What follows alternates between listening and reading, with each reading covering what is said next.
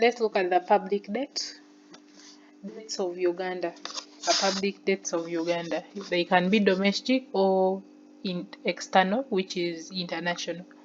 Uganda's nominal public debt stock was US dollars 10.3 billion as at 31st December 2017.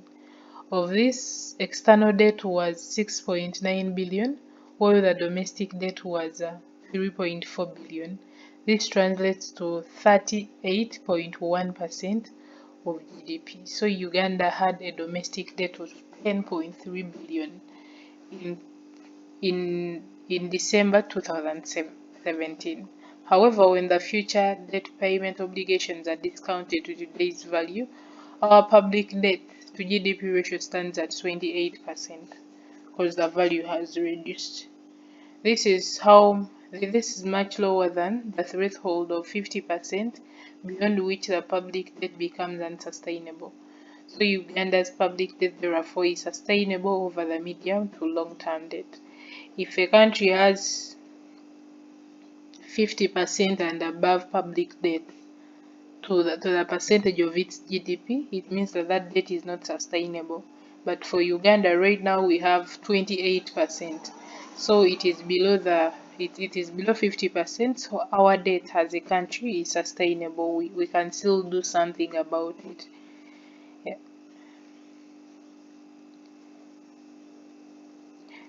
The latest results of debt sustainability analysis show that Uganda has moved from low to moderate risk of debt distress. Like we have moved from low to moderate, we are in the middle of being affected by the debt, to low to moderate risk of debt distress. Despite this, Uganda's external public and public guaranteed debt remains sustainable in the medium and long-term debt. So our debt is still sustainable. The fact that it is below 50%, we can still do something about it, though the risk to debt distress keeps on increasing as time goes by. The major risks to the outlook of external debt sustainability relate to poor performance of exports, as well as increased rate of debt accumulation, particularly on non-consensual terms. So the reason why our risk to debt distress has increased is that our export sector is performing so low, and we keep on getting more debt every now and then. Like they borrowed money for Olanya's burial, so the debt just keeps accumulating, though our export sector is not performing well. It has a poor performance. So let's look at the effects of public debt. An external loan entails a burden to the society as a whole, since it results into a transfer of resources outside of the country. So they are supposed to pay back other countries that are demanding us, but they are supposed to use our money. Like last year, they were like every Ugandan is being demanded 1 million something, yeah, of which we do not even know how the money was used. So an external loan, it entails a burden on the society as a whole, yet we were not there as the loan was being gotten. No one even told us.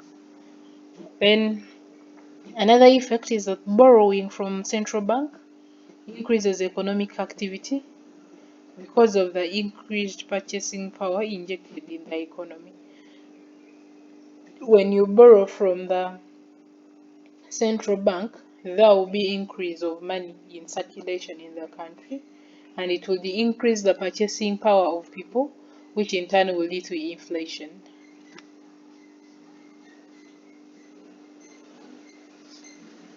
Another effect is that repayments of locally incurred debts redistributes income from the poor to the rich. See, this is because it's generally the rich who can afford to lend the government. The poor pays tax to enable the government to repay the rich.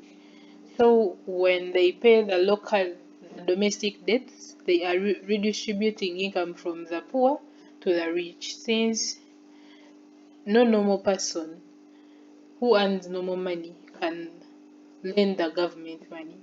So, yeah, but it's the poor people who are supposed to pay tax to the government so that the government can get revenue and pay back the rich. Yeah, so it redistributes money from the poor to the rich, which leads to income inequality in the country. Another effect is the availability of loans may have encouraged the government to use tax revenue on unproductive expenditure.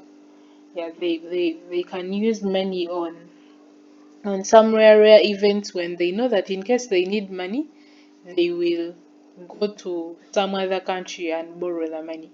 They'll borrow from the central bank, they'll borrow from the rich people, things like that. So the availability lo- of loans, it encourages the government to spend the money on unproductive things.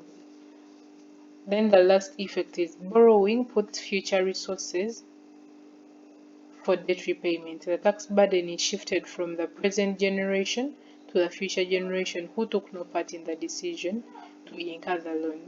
Now the loans that we are paying right now, they may be that they were incurred long time even before we were born. So there is transfer of obligations from the present generation to the future generation, and most of the times loans are paid in the future. So those are the effects of public debt.